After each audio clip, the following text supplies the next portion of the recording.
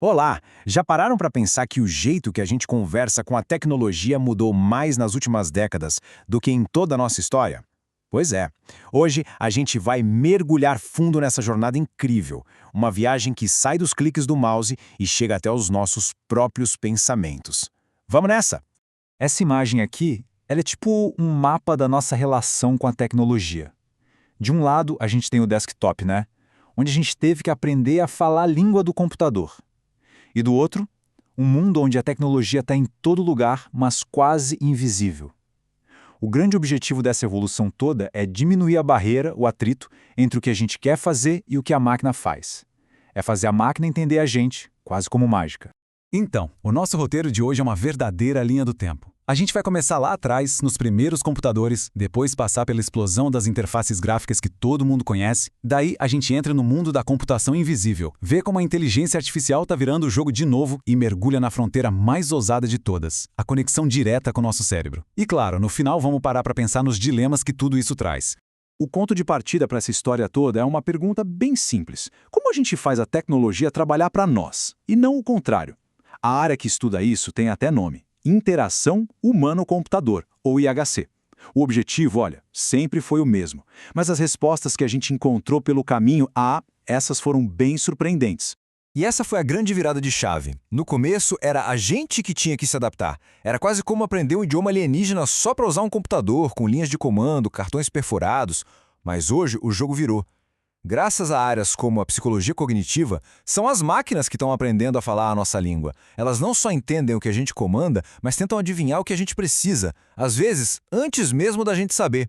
E o primeiro grande passo para que as máquinas começassem a falar a nossa língua foi a criação de uma coisa que hoje parece óbvia: a interface gráfica. Foi a partir daí que os computadores saíram dos laboratórios e entraram de vez no nosso dia a dia, na nossa casa, no nosso trabalho.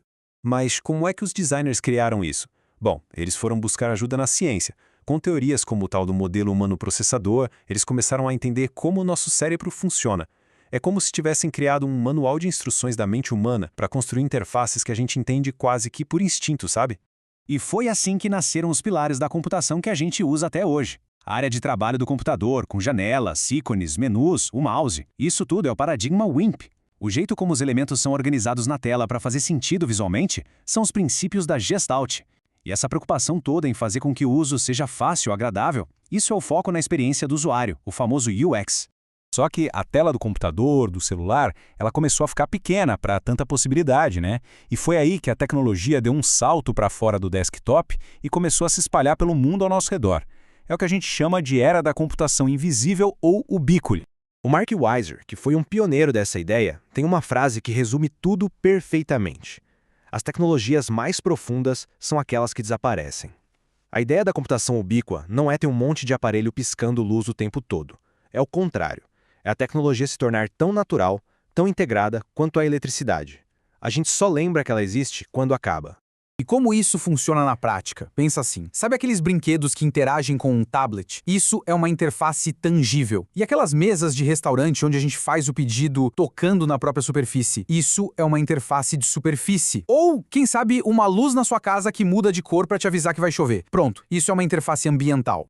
E quando a gente achava que já tinha visto de tudo, bom, entra em cena um elemento que está virando o jogo de cabeça para baixo: a inteligência artificial generativa. Com ela, as interfaces deixam de ser só ferramentas e se transformam em verdadeiras parceiras inteligentes. A diferença aqui é brutal. Uma interface tradicional é tipo uma caixa de ferramentas. Tá tudo lá, mas a gente tem que procurar o que precisa. Já a interface com IA generativa é como ter um assistente, que já sabe a ferramenta que a gente vai precisar e entrega na nossa mão. A interface se adapta à tarefa, e não o contrário. E em áreas super complexas, tipo medicina ou controle de tráfego aéreo, isso é simplesmente revolucionário. A IA consegue analisar uma quantidade de dados que seria impossível para um humano e mostrar para o médico ou para o controlador de voo só a informação que importa, naquele exato momento. Isso pode literalmente salvar vidas. E agora, agora a gente vai entrar num território que até pouquíssimo tempo atrás era pura ficção científica. Estamos falando da possibilidade de conectar a nossa mente, o nosso cérebro, diretamente a um computador, sem precisar de teclado, de mouse, de toque, de nada.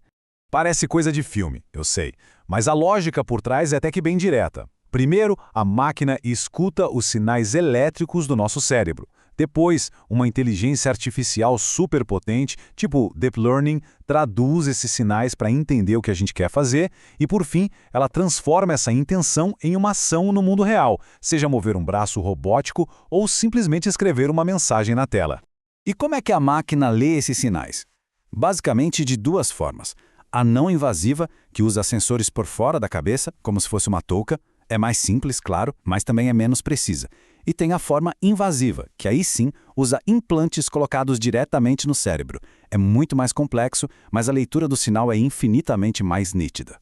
E um dos avanços mais incríveis e emocionantes nessa área é a chamada fala silenciosa.